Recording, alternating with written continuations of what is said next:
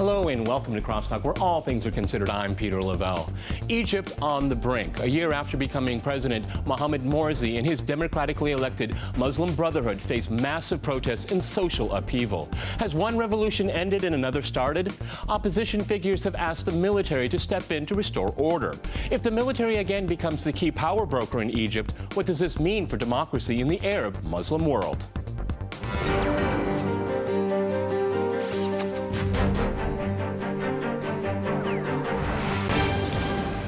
To CrossTalk tensions in Egypt, I'm joined by Brian Jones in New York. He is a Marine Corps vet and a military and defense writer for Business Insider. And in London, we cross to Caroline Rooney. She is a Research Council's UK Global Uncertainties Leadership Fellow. All right, folks, CrossTalk rules in effect. That means you can jump in anytime you want, and I very much encourage it. Caroline, if I can go to you first here. It looks like the military is performing a coup in Egypt. Is that good for anybody? Well, I don't know if it's a coup as yet. I think various options still remain open as to whether there might be people prepared to work with Morsi or not, although that seems unlikely, or whether, for example, there might be a way of setting up some kind of presidential council that might sort of see an interim period towards new elections. So I think we're still waiting to see. Well, okay, but, you know, Caroline, if I can say with you, is the military calling a bluff here? I mean, this is quite serious right now. You know, giving an ultimatum, a democratically elected figure. You know, is the military, you know, bluffing, do you think? Or do you think they're quite serious, or they have their own game plan, their own roadmap, as they call it? I think they have their game plan, and I think possibly at this stage it's to try and keep certain options open. We'll have more of the game plan or roadmap revealed, you know, as things progress, really. What do you think about that, Brian? I mean, they're waiting to see what... Yeah, everyone's waiting to see what's going to happen here. Brian, what are your thoughts on this here? Because the military seems quite emboldened lately. Yeah, this is no bluff whatsoever. The military is quite serious. This is a poignant political move by General al-Sisi. He thinks that it's his role and it's the military's role in Egypt to step in and to become the sort of protector of the people when they see uprisings. We saw the exact same thing during the Arab Spring in late January and early February of 2011. Okay, but Brian, those figures, those were dictators. They weren't democratically elected. Morsi is. No, that's true, but Morsi has done nothing but act like a dictator in the year that he has been in office. There's a difference between being democratically elected and governing democratically, and Morsi is at the receiving end of the people's understanding of that difference right now. Okay, Caroline, what do you think about that? And democratically elected, but he doesn't act like a Democrat. I mean, I think that, yes, democratically elected, but under conditions that many Egyptians thought were kind of compromise conditions. I think, though, what is now happening is this incredible, massive vote of no confidence, you know, the petition of 22 million or so. That's huge. So it's moved from a situation where he was being given a chance. I worked a lot with some of the young activists from 2009 onwards, and they said to me, we'll give him a chance, but if it doesn't work out, it's back to the streets. Okay, Brian, you know, but it's interesting just because he's democratically elected. I want to stay with the constitutionality of this because it's setting a very important precedent, a dangerous precedent, if the military does step in. Absolutely, you're right. It is a dangerous precedent, but what other option do they have? If the military is going to watch the situation in Egypt cascade into violence, this is the only choice that they have in order to keep the people safe. And so the military is doing what it deems as its protective role, and it's actually a remarkable situation to watch take place, because this is the only military really in the world of a relatively advanced nation that views such a powerful role for itself in terms of protecting the people within the country's borders. Do you think that's a good idea? Do you think that's a good idea? I think that's kind of dangerous. It's kind of whimsical. If they like a guy, they don't like a guy. I think that we're out of good ideas. Go ahead, Brian. I think that there's a deficit of good ideas. There's no good options, and so what are they going to do from here? Because all that's going to happen if they step back and do nothing and allow Morsi's so-called democratic leadership to legitimize any action that he wants to take place, you're just going to see the people protest, and they're going to get far more violent than they have been. The death toll's been relatively low considering the scale of the protests that we've seen, and so you're only going to see that rise. You're only going to see the Islamists and the pro-Muslim Brotherhood factions battle against the protests that are taking place. I don't know if there are any Muslim Brotherhood offices left to ransack in Egypt, so somebody has to do something. Caroline, jump in. Go ahead. Yeah, no, I agree, but there are two questions I had, and the one was, do you think that this will actually be a coup or just a means of transition by other means? And also, what about the military's sort of considerable economic interest? Brian, go ahead. Right. Well, when the military is coming in and taking a level of authority away from a democratically elected regime, then that meets my standard of a coup. We can put lipstick on a pig and say it's a transitionary phase, but I think that those have been words that have been uttered in every coup that has ever taken place throughout human history. Also, the words "this is not a coup" have been said in every coup. I'll take the power and I'll give it back to you maybe in the future, okay? It sounds like Algeria to me. Well, that's what we 1992. saw in 2011. I don't think that we have a reason not to trust that the military will do that. General Tantawi did a remarkably good job, in my opinion, given the challenges that he faced when he was head of the army in 2011, and he steered it through that transition. The bloodshed that we saw in Libya and the bloodshed that still is going on in Syria was largely exempt from Egypt because of the actions and the leadership of the Egyptian military. Now, I understand that this is not democratic, and I understand that this isn't something that is an ideal scenario in any fledgling democracy, but you're saving people's lives on the ground in behaving like this. Okay, Caroline, go ahead, because, you know, the military wants to keep control of the economy as well. Let's keep that in mind. Caroline, go ahead. Yeah, and I think that people on the streets in Cairo are quite divided. I think that some feel that, with some relief, that the military are taking over. There were fears that things might even go so far as civil war at some point. And so for those, you know, they're kind of relief. But others are dismayed because after the Egyptian revolution, in the period when the army was sort of overseeing things, there was quite a lot of brutality that made people lose their faith in the army. You know, during the original revolution, it was the people in the army are one hand, but that position has been eroded. Okay, Brian. I mean, do you think the military is a force for good when it comes to democracy? And also I think that they need to be, and they need to be a positive force in democracy. What they are, unequivocally, is an enormous power broker in Egypt, and that's not going to change. Could you imagine if Morsi was, in fact, the commander-in-chief of the armed forces? Could you imagine what would be taking place right now? So we should all be very, very thankful for the military's autonomy in Egypt. I will say that Catherine's point about the human rights record and the human rights abuses that were taking place in Egypt in 2011 is a great one, and we need the military moving forward needs to make sure that they are protecting the people, particularly the women in Egypt. Yeah, but the Brotherhood had their headquarters burned down, and the military didn't help out, did they? No, they didn't. Right.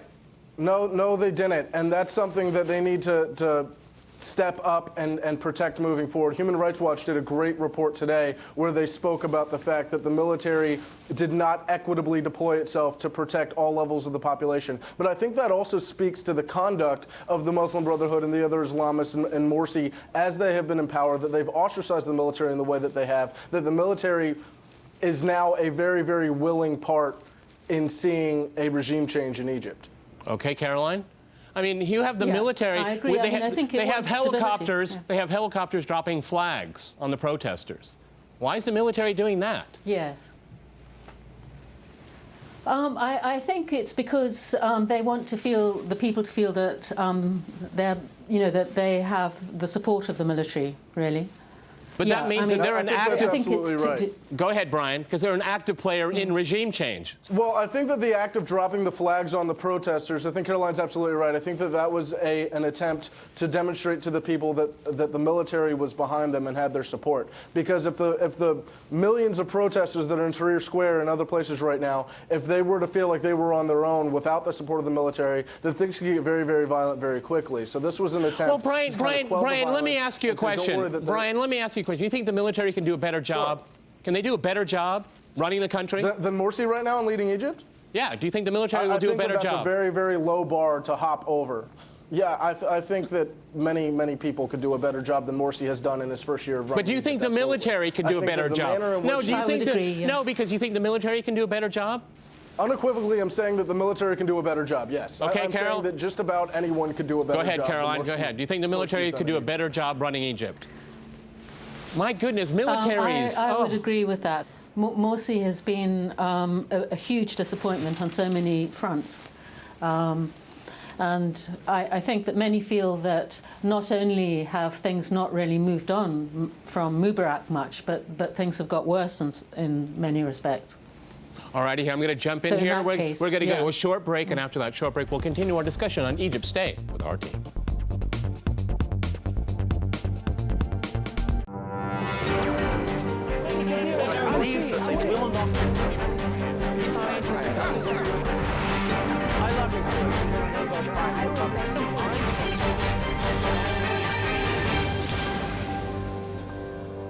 Welcome back to CrossTalk, where all things are considered. I'm Peter Lavelle. To remind you, we're discussing the political turmoil in Egypt.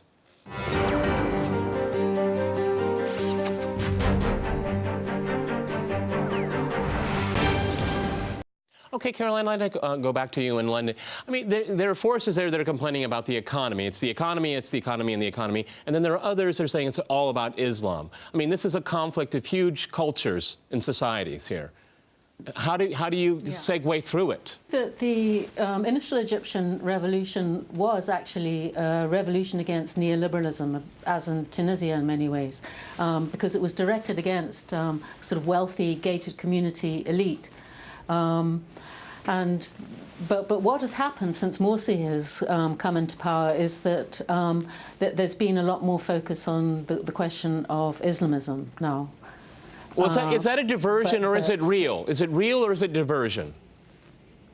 Because there's still the gated communities. Well, yeah, I know. And I think that issue does have to be tackled because the demand for the alleviation of poverty, the demand for jobs, it's a very real one.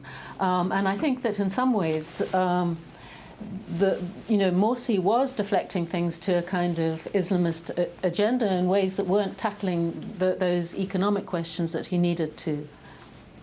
You know, Brian, do you think that's what Morsi did? Is it because he couldn't grow the economy, he went more to the cultural wars, to use an American term?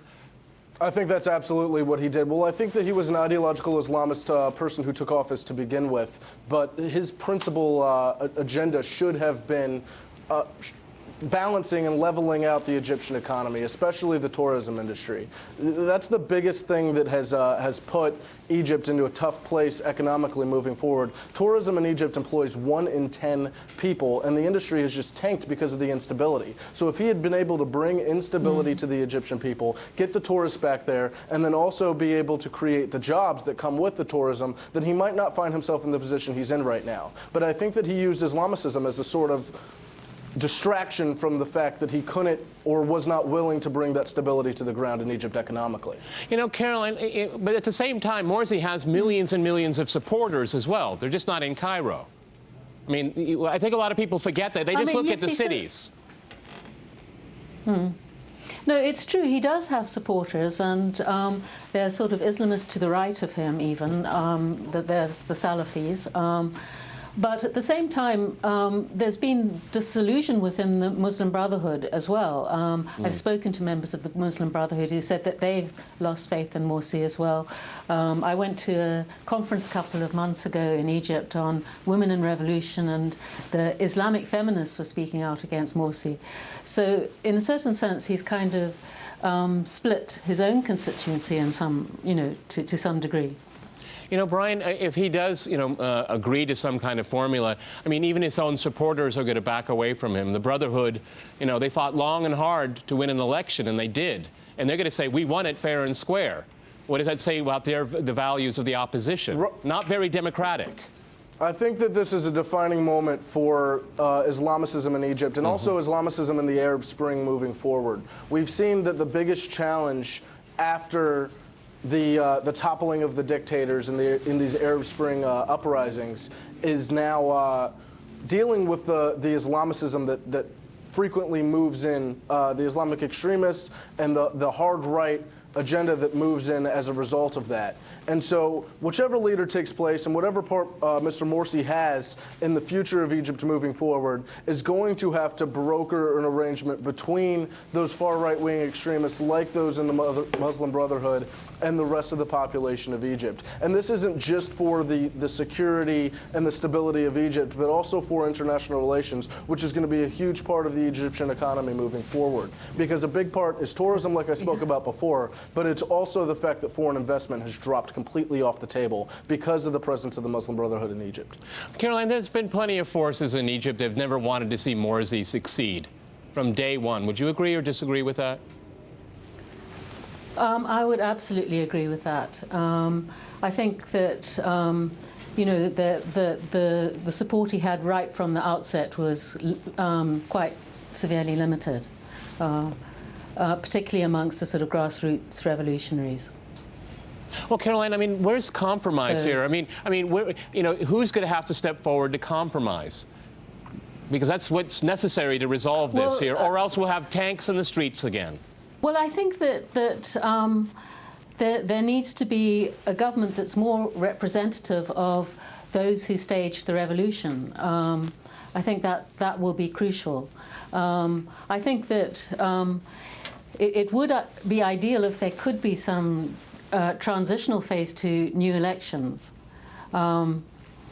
Perhaps, you know, with a presidential council that would include groups from the different political factions. Okay, Brian, I mean, elections, I find it very interesting because, you know, do you think the military is going to say, let's have a presidential election, or the military will say, well, we'll rule for a while, let things calm down? Well, what I'm saying is that, you know, if the next election, then you overthrow the next guy, okay? The precedent is really bothering me here. You don't like Morsi? Let's have a revolution. It's not good for society. Any society. No, it's not good for society, but I think that this is the people set a mandate for their next president when they overthrew Mr. Mubarak back in 2011, and that Mr. Morsi did little to nothing to meet that mandate, and now the people are responding to him as well. I don't know how he thought that this was going to end, but he's meeting the same demise as his predecessor because he failed to govern in a way that was democratic and responsive to the needs of the people who overthrew the previous regime. And I don't think that we have any reason not to trust the military in that they will instill the kind of slow transition that we saw previously under General Tantawi. General al-Sisi, don't get me wrong, he has some blemishes in his record, particularly with his record with women's rights and the way that the women were treated during the Arab Spring Revolution in 2011. And I'd like to talk about that a bit later. But I think that he is a very, very autonomous figure who is Western-leaning and Western-thinking. He's a graduate of the U.S. Army War College, and I think that Well, is that necessarily good for Egypt and the Egyptian people? Maybe that's good for Washington, but is it good for the Egyptian people? Well, I think that what Washington wants and I think that what the Egyptian people want are both a level of progressivism. So I do think that a forward-thinking, Western-thinking and Western-influenced leader is good for the Egyptian people, yes. Okay, Caroline, do you think do you believe with that? I always get worried when Washington expresses its wishes, you know, and desires in the greater Middle East. It never works out well. Well, that's just a reaction of being, go ahead, Caroline. A leader on the global stage. Go ahead. If they weren't, go ahead, Caroline. Go ahead. Well, yeah, I mean, I suppose, you know, if one's looking at it through the eyes of those in the Middle East, they kind of see the interventions of America, Britain as well, as quite often opportunist, quite often confused, actually, given that, for example, that initially Mubarak was sort of being propped up by governments in the West to keep out the Islamists. And then, you know, now we're in a situation with, you know, in Syria, we're, you know, on the same side as al-Nusra, confused is the word. Well, confused. Yes, that's the word. Jihadists yeah. Okay, Brian, if I can go back to you. Together with the fact that. Okay, go ahead, Caroline. Go ahead. Yeah. Keep going. Keep going. Well, I was just going to say that, you know, together with the fact that, as I said earlier, that to some extent the revolutions have been against neoliberalism, and then there's the question of, well, you know, where does the West stand in relation to that? Okay, Brian, you brought up a little bit earlier in the program about the ripple effect in the greater Middle East. I mean, how are Turks going to look at Egypt, and Egypt look at Turkey? I mean, it was supposed to be seamless, have elections, everything will be fine, but it never works out that way, at least in this part of the world now. Well, I think that Mr. Morsi and Mr. Erdogan in Turkey are both in pretty similar positions in that they are clinging on the fact that they were democratically elected, as there are masses in the streets calling for their ouster. I would just like to reiterate the previous point that you have to govern in a way that is responsive to the people, and neither of these men have done that. And so I don't know how they thought this was going to end. The fact that they're democratically elected is great, but they took an oath to the people, and if the people demand you to leave now, then honestly that's in a way more democratic than your election result. Okay, Caroline, does the opposition have a does the opposition have a plan? Let's say Morsi goes. Okay, do they have a plan? Yeah. Will they stay together? Well, I think that's the crucial question to ask, actually, because the movement has been kind of got in motion by the grassroots rather than by the political parties on the liberals and the leftists, as it were. Obviously, they're out there demonstrating, but the important thing, I think, is more unity at the level of political parties, and that will be really crucial. Okay, Brian, you want to jump in? We got the last word. Yeah, I think that the important thing moving forward is exactly as Caroline said. I think that it's unity within the political parties, but I also think that it's a willingness to compromise across the board, from the Muslim Brotherhood to the people who are protesting in the Egyptian opposition. Are people on the streets going to are they willing to compromise? The people on the street willing to compromise when they just say go, go, go? Is that compromise? I think that they just want to. I think that they just want to be heard, sir. I think that if they're heard, then they'll be willing to compromise. Morsi's biggest political error has been that he has completely rejected the notion of checks and balances, which is a crucial part of any democracy. And we've reached a point where the only check that remains is the Egyptian military, and they're pulling the only card that they have left. He created this mess, and so I think that moving forward, if we're able to create a position where the judiciary has authority and the executive has authority and the legislative has authority, and it's not, you don't have a president who's attempting to. All right, I have to jump in here. We have run out of time. Fascinating discussion here. Unfortunately, it looks like only the military can save the Egyptian people. Many thanks today to my guests in New York and in London, and thanks to our viewers for watching us here at RT. See you next time, and remember, CrossTalk rules.